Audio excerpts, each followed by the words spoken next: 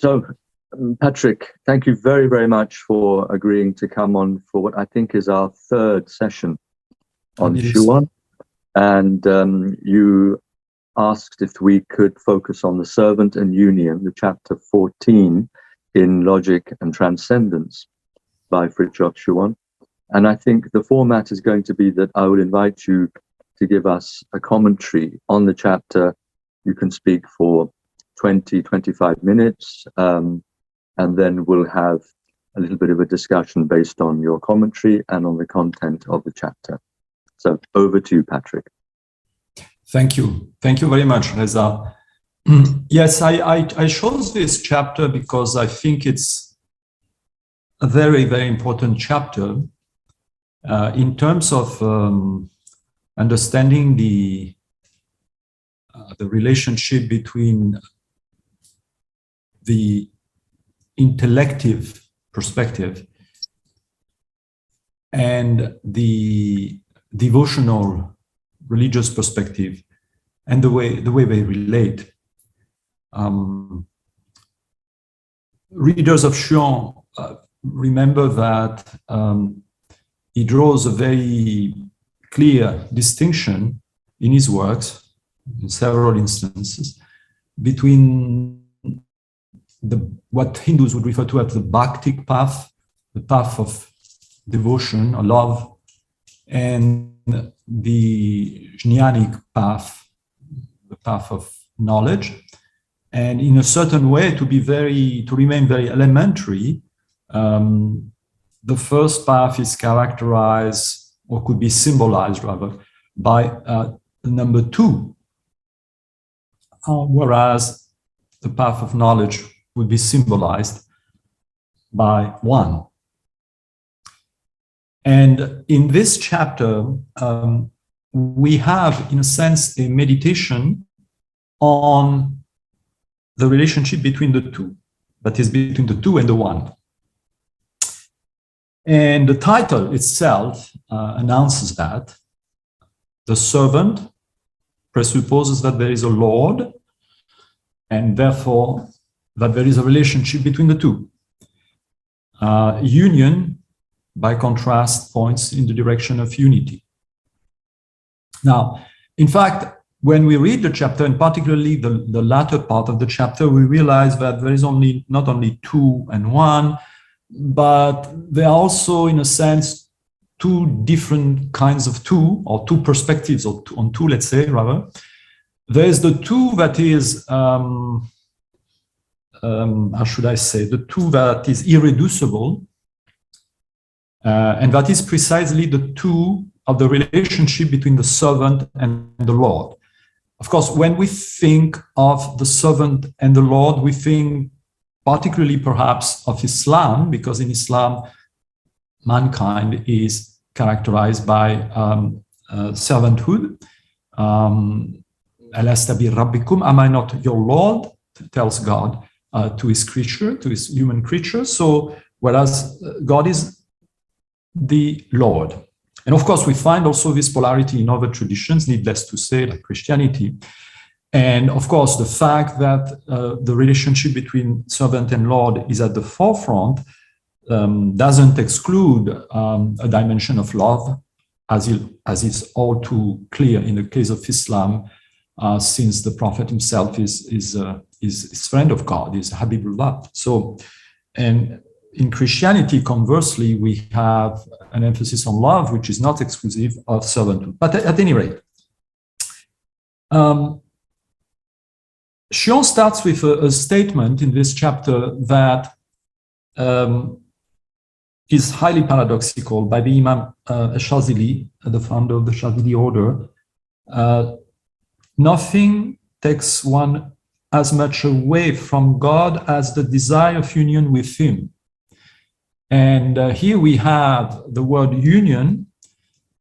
And as I said earlier, union points towards unity, but at the same time, in union, there is a sense of direction. So therefore, we start with 2 and we go toward 1. That's what union means. Unity, by contrast, would be more static, if you wish. Unity is what it is. It's 1, and it is only 1. But union presupposes that you have two, and that these two go in the direction of a unity. Now, what Schuon is developing in this chapter is that one must not confuse, in a way, the two. That is, on the one hand, as he shows very clearly, there is a polarity, there is a basic polarity in any religious and spiritual life. There's a basic polarity, which is that between the servant and the Lord.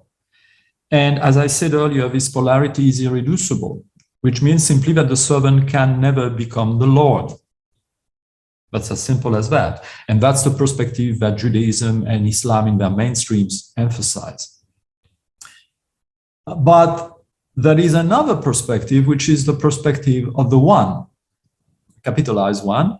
And in this particular chapter, Schuon refers to the one as self. Of course, he's making use of the Vedantin or Advaitin terminology in this respect. He's referring to what Hindus would consider that. So the self is the only self. There are no two selves or three selves. And what is showing very clearly is that in the self, or from the perspective of the self, there is no relationship, and therefore there is no servant, and there is no Lord. So what does it mean for us human beings, and particularly for those of us who are engaged in the spiritual path, and particularly a spiritual path that is a path of knowledge, that is a spiritual path that is centered on unity? What does it mean? Well, it means simply that there are two different levels of consideration that must not be confused. On the one hand, as Schuon explains, we can never be other than what we are as servant. Our servanthood, in a sense, is connatural, is to our being. And so the idea that, so to speak, the servant could become the Lord is perhaps the greatest possible error, both metaphysically and spiritually. That's the first relationship. There is another point of view, which is that of unity, as I said, of the Atman. And from that point of view, there is the self, and the self is what it is, and only the self, it is what it is, and it is being, consciousness, bliss, as expressed, for example, in Advaita Vedanta. And this self is beyond all dualities and all polarities. I will read here directly from the French, trying to translate literally the text, a sentence that crystallizes very clearly this one. The servant cannot be changed or cannot change into the Lord, but there is something in the servant which can, not without the grace of the Lord, transcend the axis servant-Lord or subject-object and realize the absolute self.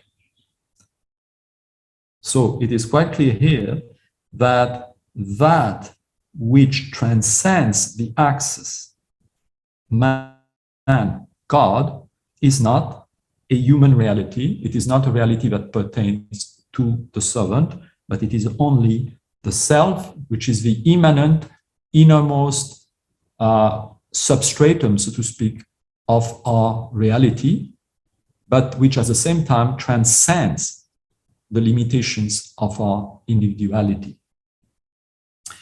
So that explains also why on page 3 in the chapter, Schuon goes on by specifying that it would be totally false to speak of the Lord and the self.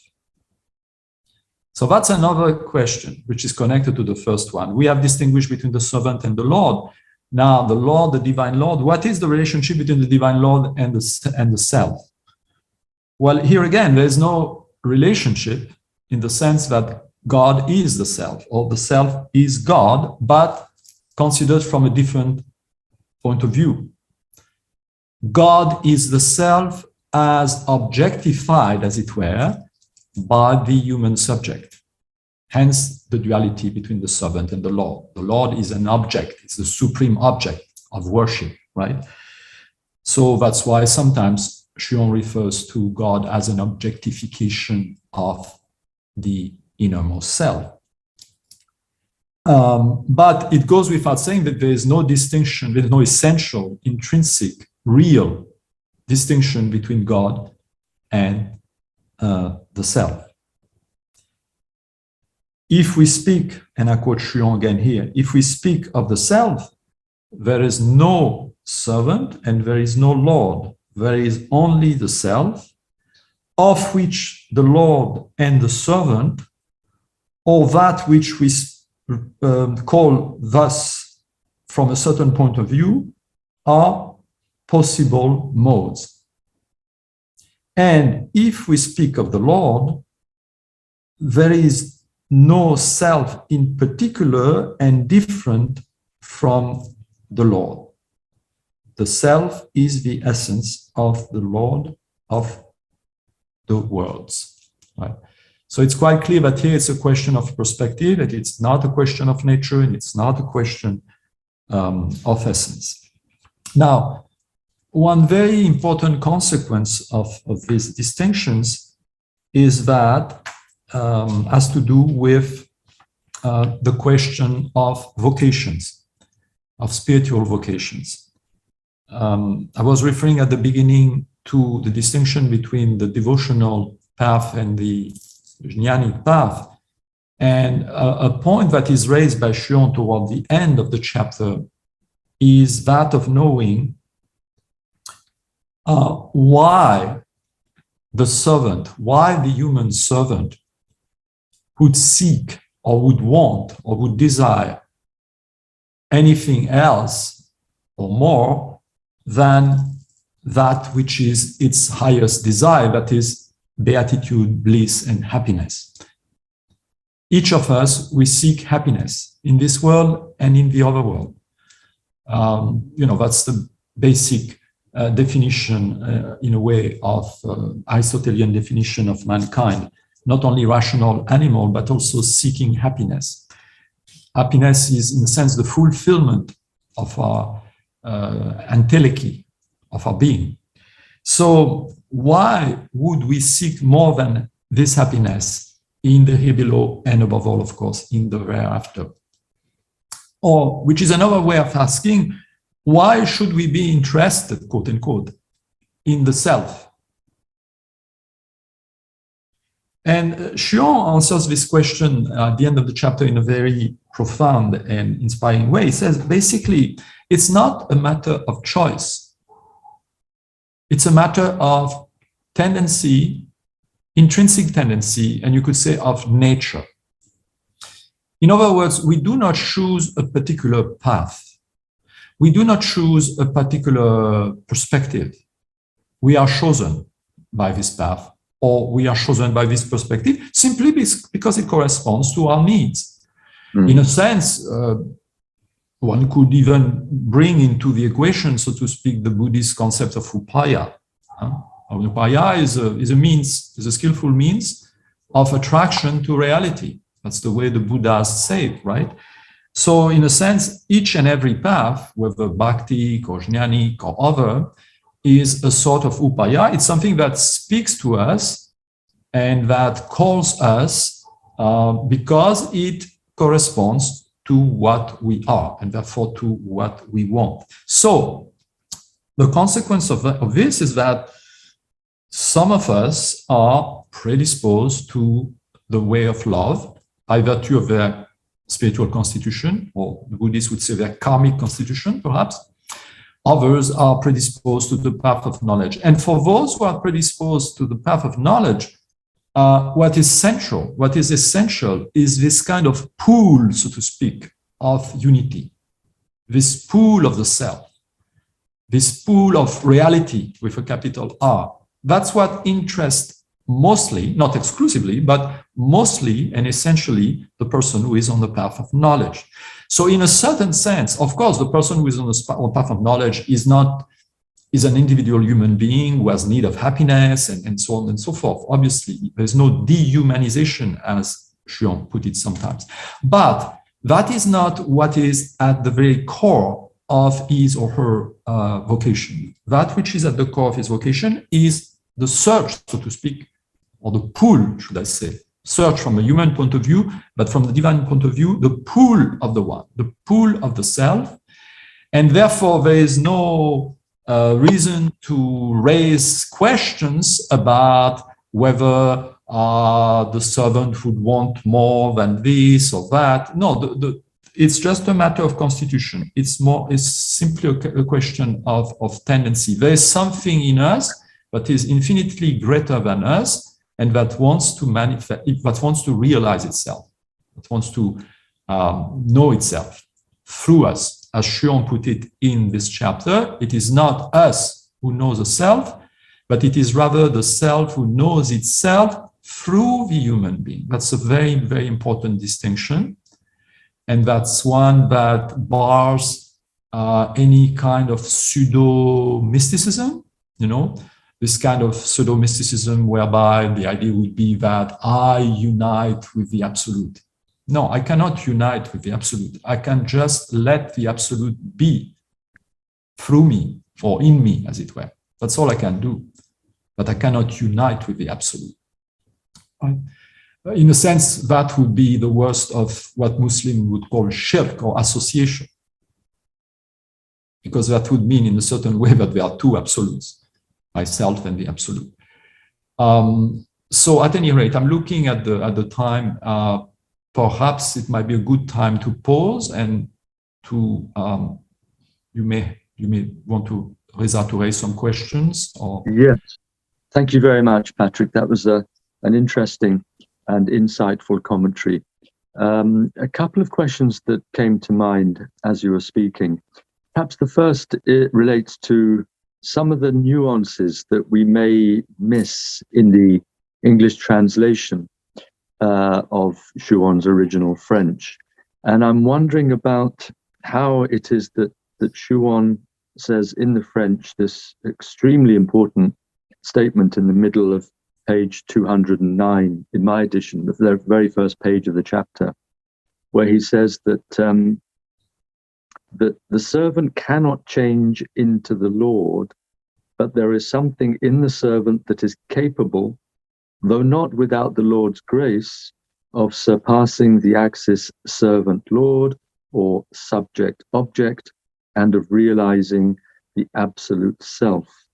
Just wonder if you might read that in the French for us, so that we can both hear the original inspiration, as it were, in the language in which it was inspired, and then also to ask whether we've captured in the English exactly what Schuon was conveying in the French.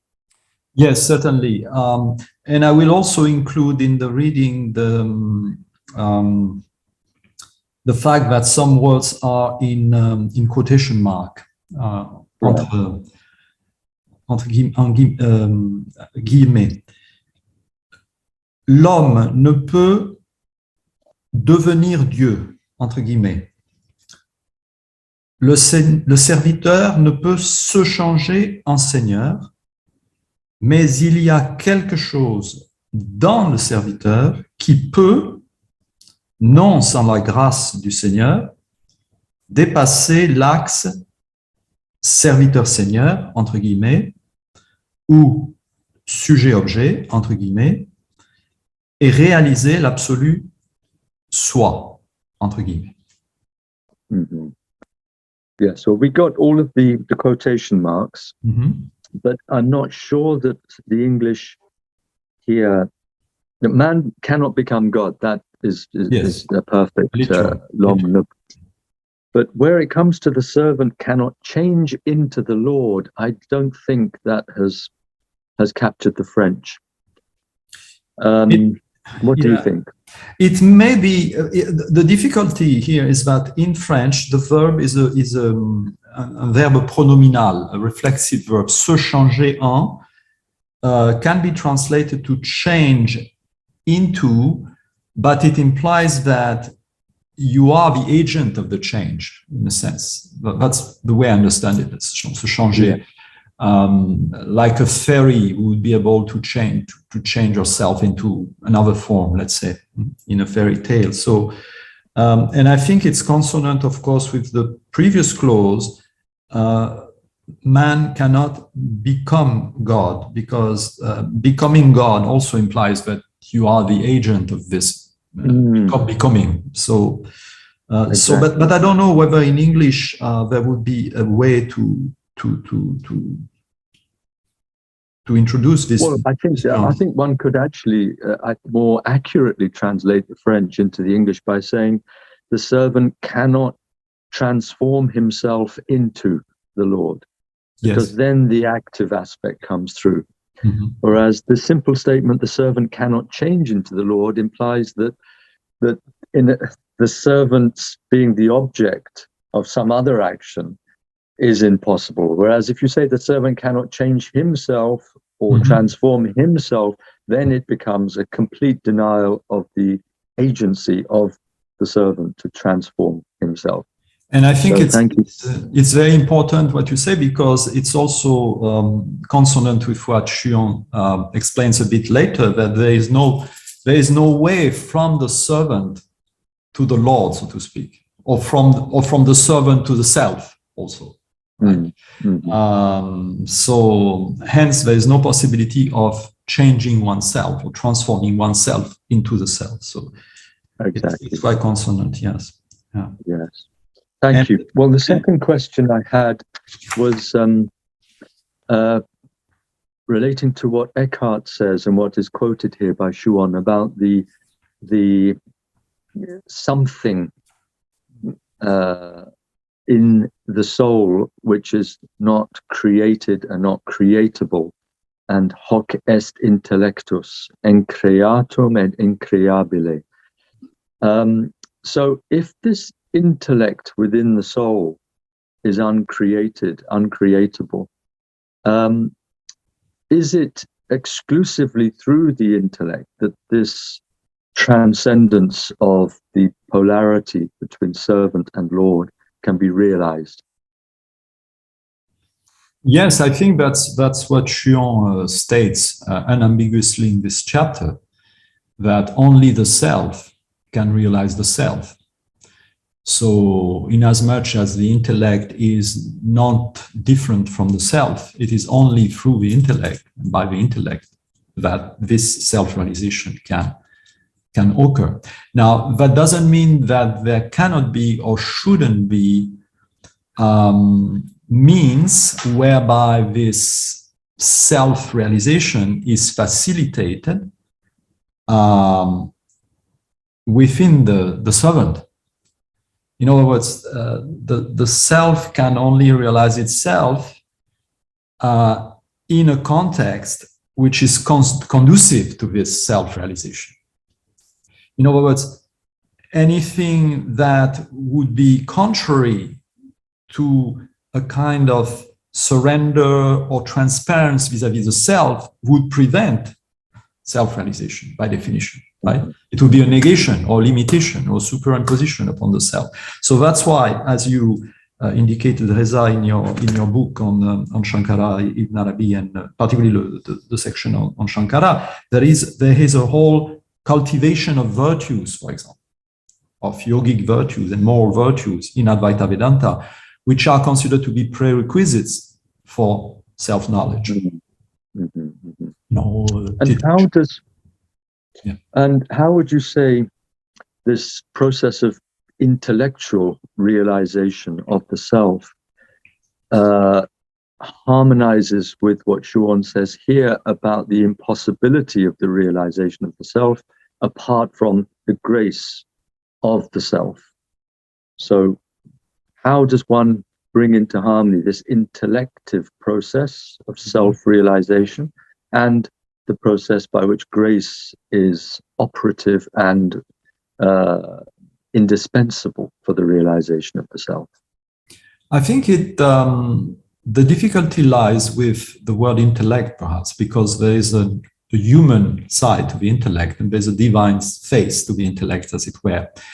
And so from a human point of view, I think what is at stake is what we call, in the wider sense, meditation, or mental meditation, in the wider sense of the term. That is a kind of reflecting upon the doctrine, upon the teachings, which facilitates the process precisely of self-realization. But from another point of view, the self is free, so to speak. The self cannot be constrained. So no amount of meditation, for instance, is going to produce self-realization, right? Obviously. So we are speaking about a facilitating process, like sometimes, it's compared to rubbing two stones, one against the other, and then suddenly there's a spark, which would be symbolically akin to self-realization. So, so in other words, the intellect here, I think, is like the word, at least, intellect, refers to two different dimensions, so to speak. It's like a kind of barzar in a certain sense, Today, of course, when we say intellect, we mean mental activity of some sort.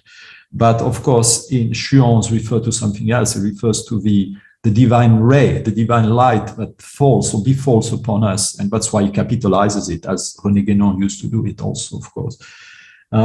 So there's the light, the divine light, and then there is its reflection upon the mental plane.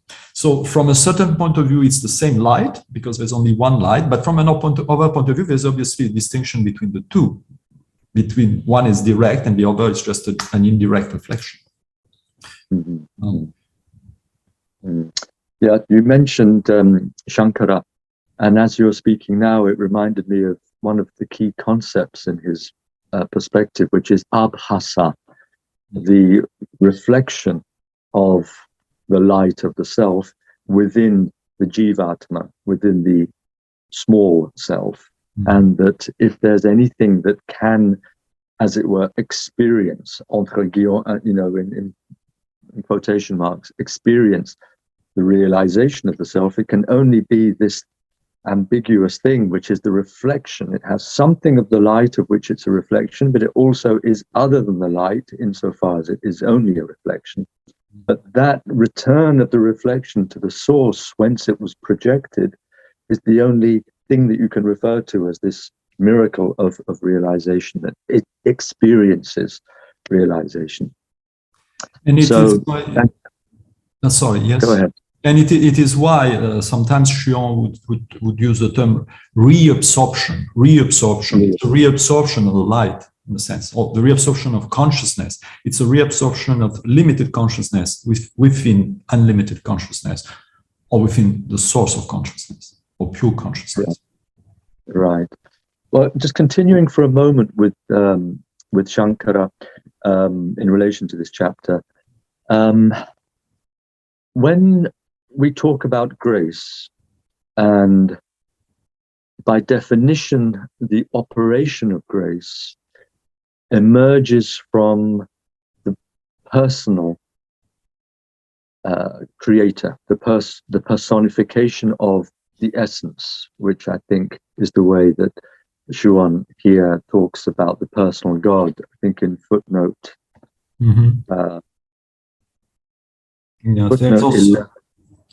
There's a sentence.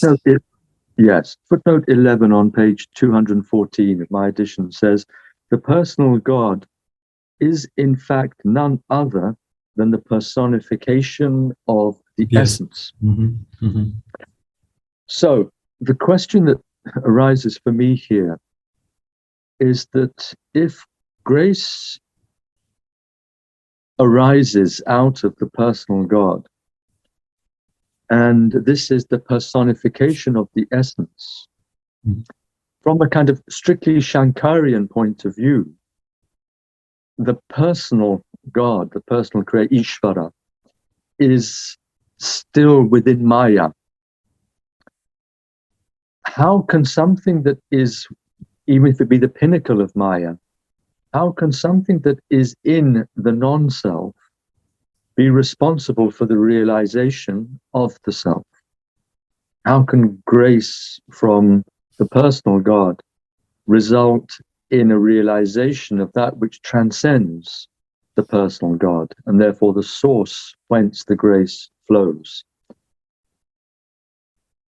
I think it's because the term grace must not be restricted to an aspect or gift of the personal God, but the term grace can be taken also on a higher level as being a quasi-synonym of the self itself. In other words, it's the grace of the self, the grace in its most essential dimension. Grace is and must be of the self and only of the self, right? So, but on the level of the polarity, of course, it appears, quote unquote, yes, to come from the Lord, but it's nothing else, if I can put it that way, than an effulgence, a self-effulgence that is intrinsic to the very nature of the essence of reality. So I think the problem lies with the fact that when we hear grace in English,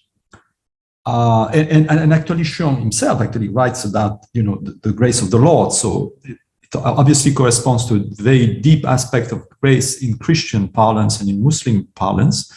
Grace has to come from God, right? By definition, it's a free gift from God.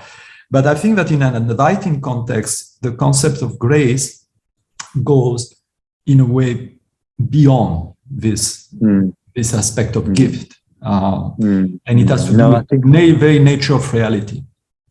Yes, thank you. That's really helpful. I was struggling with this question when I was writing the chapter on Shankara.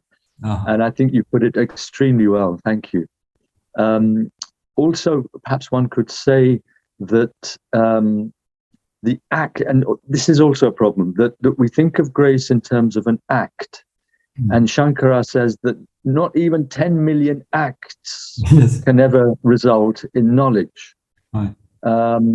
So if we stop thinking about grace as an act, as a gift coming exclusively from the personal God, and instead we think of the action in question as being more akin to the removal of veils rather than the production of the light, then I think your answer helps us to at least cognitively realize, have a kind of taste of what's really in play here, and not get caught up in our definitions of grace, personal God, this, that, and the other. Exactly. So and I think what you said is also, can also be applied to the master, to the spiritual master, to the guru, because of course in the Vedantin context there's the grace of the guru also, which is perhaps even more central. Here again, it's not the grace of the guru is the self. Is the grace of the self is inherent, because the guru is self-realization incarnate, so to speak. Right? There are very, very helpful considerations about this question, the grace of the self, in Ramana Maharshi's actually, in some of his answers to some of his devotees. He makes this point very, very, very clearly. For example, he says that briefly. He says that he was asked whether he had intervened in favor of a particular person by saving him from a particular misery or danger. And he said, no, it's not that way. It's just directing the attention of the self without any particular wish or will or prayer, just by virtue of the self, so to speak, being directed, as it were, quote unquote, in that direction. There is grace. There's a free flow of grace, so to speak.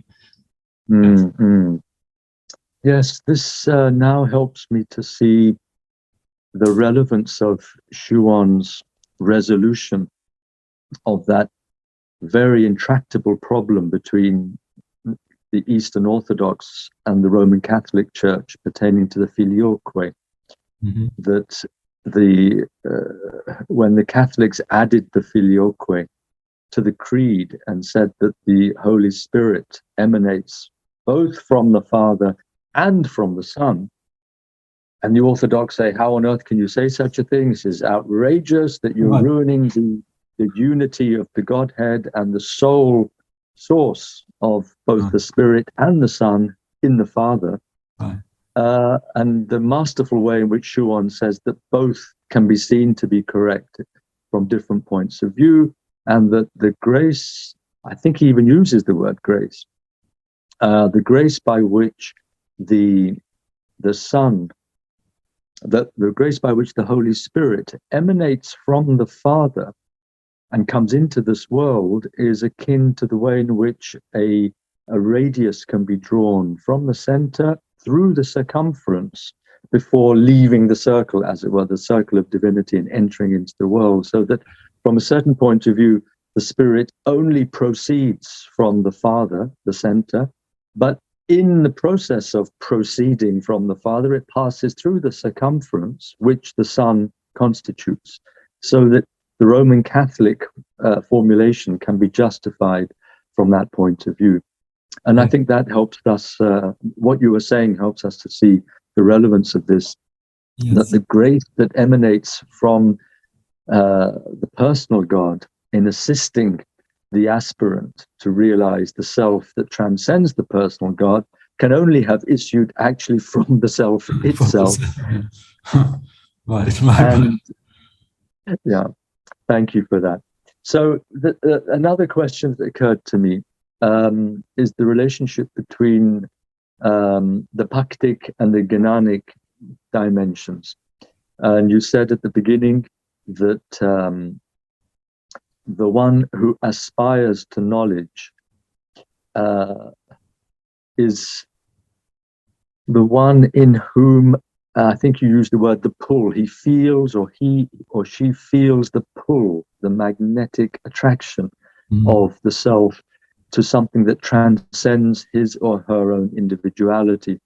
But as regards the distinction between love and knowledge here, could one say that the one who feels this magnetic pull to the self in this intellective process actually is more infused with love than the one who is only feeling the pull of love to the personal God? Could one say such a thing? Yeah, I would agree with that. Yes, because in a way, what you are describing is the element ananda, the element bliss, love, joy, right, inherent to reality. So in that sense, it's love in its most direct nature, in a sense. And that's why also Schuon, at times, I don't remember in what books and chapters now, but you will recall passages in which he makes the point that knowledge, love, ultimately the two terms can be interchangeable. I mean, if you think, for example, the way in which Ibn Arabi defines love, it's obviously much more than love as ordinarily understood in a kind of dualistic, dual context. It has to do with the very nature of reality, with the very nature of the real. So I would totally agree with this. Yes, there's a sentence which is very relevant to the last minutes of our discussion, and I will read it in French and then translate it as well as I can, literally. Now, where is it? Maintenant, it's 3 pages before the end. Right. It's a paragraph that starts with the word now, maintenant. Now, what is the practical consequence? I see. Yeah. So in French, it goes as follows. Maintenant, quelle est la conséquence pratique de ces données en ce qui concerne notre finalité spirituelle? La suivante. Si nous considérons l'univers total sous le rapport de la séparativité, selon l'axe créateur-créature, il n'y a pas d'union possible, si ce n'est une union de grâce qui sauvegarde ou maintient la dualité. Mais si nous considérons l'univers sous le rapport de l'unité d'essence ou de réalité, donc de l'homogénéité et de l'indivisibilité du soi, l'union est possible puisqu'elle est préexistante et que la séparation n'est qu'une fissure illusoire. So, now, what is the practical consequence of this data? Data is probably not a very good translation. In English, we've got affirmations. Yes, affirmation. Données, les données. With respect to our spiritual, or in regard to our spiritual finality. The following: if we consider the total universe from the point of view of separativity, following the axis, or along the axis rather, creature, there is no possible union. Si ce n'est, if not, a union of, quote, grace that safeguards or maintains duality. But if we consider the universe from the point of view of the unity of essence or reality, therefore, homogeneity and indivisibility of the self, the union is possible, since it is pre-existing and since the separation is only an illusory fissure. Yes, same word. An illusory fissure.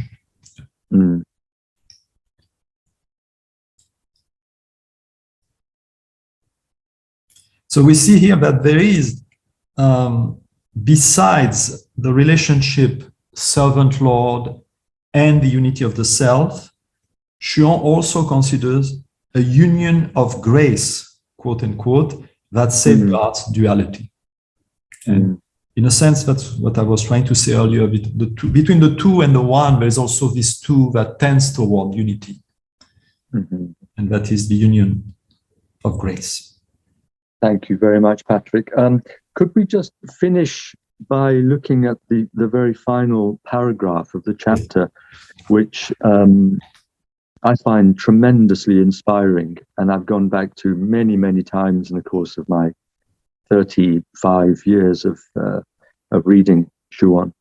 And could we ask you to read possibly just the French in that, and then I'll read the translation.